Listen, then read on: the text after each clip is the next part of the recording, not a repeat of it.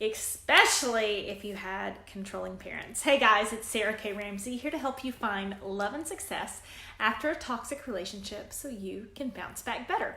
And I had a client question from someone in my group program that I thought I know will apply to way more than just her. So I'm going to answer it in a live today. So she basically said that many of the men in her life had been, very controlling, had really been, you should listen to me. I have all the answers. I'm the authority. If you don't listen to me, you're sinning. You're not a good person. You're not doing the right thing. And many of you have experienced that same thing. In Lundy Bancroft's book, Inside the Minds of Angry and Controlling Men, he said that you thought you were getting Mr. Right, but you ended up with Mr. Always Right. And as we talk about unhealthy relationships and the toxic person either playing the victim, which is they have all the answers and you should listen to them, or playing, that was the hero and they have all the answers and you should listen to them, or the victim, which means poor pitiful me, you should help me and save me. And both of those are equally dangerous because both of those means they get to set the rules and you're expected to play by their rules. They're expected to get out of doing the work of the relationship, and you are expected to change. You are expected to listen. You are expected to do the work of the relationship. You are expected to save them. Whatever it is, the work is on you. And people can absolutely play both, right? In the context, if there was a religious abuse or a spiritual abuse type situation, you should listen to me. I know, I'm the man of the house. I'm your father. I'm your husband. I'm whoever it is. I should get to be the hero. I have all the answers. You should open your head up and let me pour the jewels and of my wisdom in. And this can happen to extremely intelligent women. I know for a fact this person is very intelligent. And in any respect, I won't give any details about her information, obviously, but if you had a piece of paper and it said, how would you describe an intelligent woman? This would absolutely be her. And yet she keeps finding men in her life who think they can peel back her head and pour their knowledge in it. And it's just really control. It's really control, which is especially hard to see if you had a mom or dad do the same thing, especially if it's a dad. Typically, toxic mothers make you feel like you're never good enough and play the victim, but it can be both. I've known many a toxic father to fake a heart attack if their child set boundaries. I've known many a toxic mother basically say, you should do your hair this way. You should do this way. You should, you should play piano this way. You should, that wasn't me. It was someone else I know.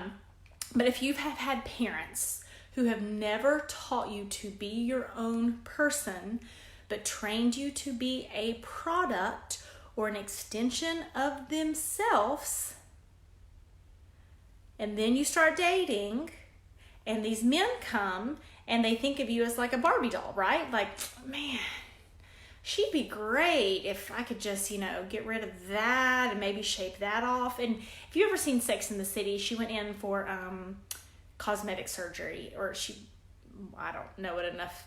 Kim, maybe, whoever Kim was, I think is her real name. She went in and was thinking about plastic surgery, and they put markers here, and they put this here, and they marked this off, and they had all these things marked that was wrong with her. And being raised by a toxic parent can feel as if, in my own life, it's like, oh, I've got a bump right here, so let's magnify that. And oh, I've got flab right here, so let's magnify that. And oh, let's, put this piece on you and put that piece on you, because nothing's ever good enough. For a toxic parent, nothing's ever good enough because they want you to keep changing, to form into the product that they expect. And partners can do that too. Controlling partners can do that too. And it sucks and it's dangerous. And this person asked if there was a certain personality type that did that more than others. I'm going to lock this door. I think I hear someone coming into my house right now. The toxic, the toxic parent or the toxic partner where they are saying, oh, if I could just tweak this, and I just tweak this, and I just tweak this, and I just tweak this, she'll be perfect. Okay? If I just make her into my version of her, rather than trying to find out who she is and make her more of who she is, there's a problem. And what does a healthy relationship look like? What does that play out in real life, okay? It means you get to have ideas sometimes. It means you get to be right sometimes. Not all the time. You don't want to, I know the people who are attracted to my work, and they're never wanting to swing the other way. And, I'm going to be the boss. I'm going to tell him I'm never going to get hurt again. I'm going to show him what's, that's not the type of female that I work with, and not the type of female that's attracted to my work. It's usually people who are just giving and loving and kind and really intelligent, but they don't know it. They don't own it. And so when someone else comes along and says, you'd be great if I could just tweak a few of these things and become that hero mentality, or, oh man, how could you be so selfish that you won't change those things? More playing the victim, right? Oh, you should be more giving to me. Oh, you should be more kind to me. You should do more of what I want. Okay, super unhealthy dynamic. But when two people are giving and two people are balanced, you get to have ideas sometimes. He gets to have ideas sometimes. Sometimes your priorities and your work is important, and sometimes his work and priorities are important. It's like a pyramid. And if any of you are raising children, I highly recommend you use this example with your kids. At my house, we talk about taking turns at the top of the pyramid. Okay, whose turn is it at the top of the pyramid? For example, if my daughter is playing in a softball championship, that day she would be at the top of the pyramid, right? Like we would, have the whole day around her, and she would probably get to, decide where we ate dinner, and we would all support her, okay? But if every day was my daughter's day, she would turn into a nightmare, right? Like you don't want her to always be at the top of the pyramid, because that's no gift to her future spouse and her friends and her boss one day in her life, right? But in a toxic situation, they think they are always at the top of the pyramid. Okay? My son has to learn sometimes my daughter's at the top of the pyramid. And my daughter has to learn, for example, that my son, he was in a spelling bee. He did really, really well. And if he's at the spelling bee, like that day's about him. It's not about her. She doesn't get to pout. She doesn't get to cause drama. She doesn't get to, nope, you're not at the top of the pyramid. Like sometimes I'm at the top of the pyramid. If I have, something call for work, or, a long lost friend has come to visit and I'm spending time with them, or I just need to take a shower, I need to work out. Like I get to be at the top of the pyramid sometimes. My husband is absolutely at the top of the pyramid sometimes. If he has something going on with his work, I've got to, in this quarantine, I'm locking the door, locking people out, but I've got to make sure the kids are at a place so that he can talk to his boss and it's respectful to him. He gets a turn at the top of the pyramid too. And in a healthy family structure, in a healthy partnership, everyone gets a turn at the top of the pyramid. And if it's always one person at the top of the pyramid, and they are always telling you that they should, not only are they in their infinite wisdom should be at the top of the pyramid, that you should learn to listen to them because they deserve to be at the top. You should, they are, it's like the holy man, like sitting at the top of the mountain, right? Like but in the worst version, right? So he's like sitting at the top of the mountain, like, you should change this, you should change this, you should change this, you should change this. And if he's always at the top of the pyramid, that is P-R-I-D-E. P-R-I-D-E. Does he know he's at the top of the pyramid? Yes. Does he want to? It could be a female too.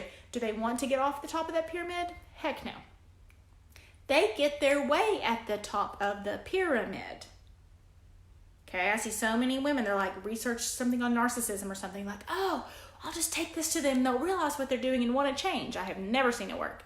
Never seen it work, okay? We don't want it to work, but I've never seen it work. But when that person is always operating as if they are at the top of the pyramid, you're never going to have a healthy relationship, because they are going to see you as your job to always be climbing up the mountain to get to them in all their infinite glory and wonder, and they're not going to take turns. And it's the most simple way of talking about it, like back to, back to grade school, back to kindergarten.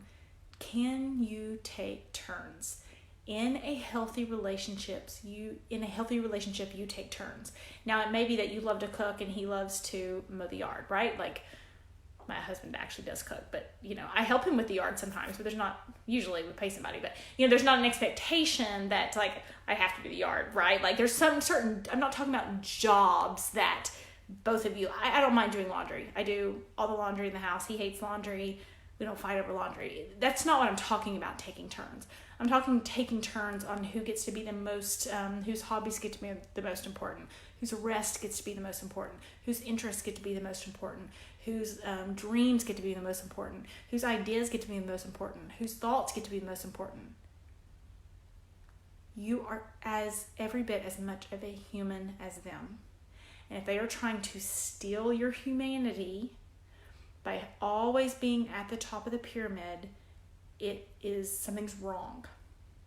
And yes, they know what they're doing, and they like sitting up there because everyone else is doing the work of the relationship, and they can play hero or even victim, right? Like, oh, you have to help me because I'm so poor. I've got all this going on, okay? So in a healthy relationship, you take turns. That's what giving feels like. And there are athletic guys like that. There are quiet guys like that. There are athletic girls like that. There are quiet girls like that. There are mousy types. There are book types that are not like that. Okay, that is not a personality trait. And that's why I see so many women in dating. They just run into the same problems over and over because they think it's a personality issue when it's really a control issue. They always have found a way to be at the top of the pyramid. And if you were raised with someone in your life always being at the top of the pyramid, then it feels normal to you. You're not really sure what's happening. You're like, what? This feels familiar. What's wrong?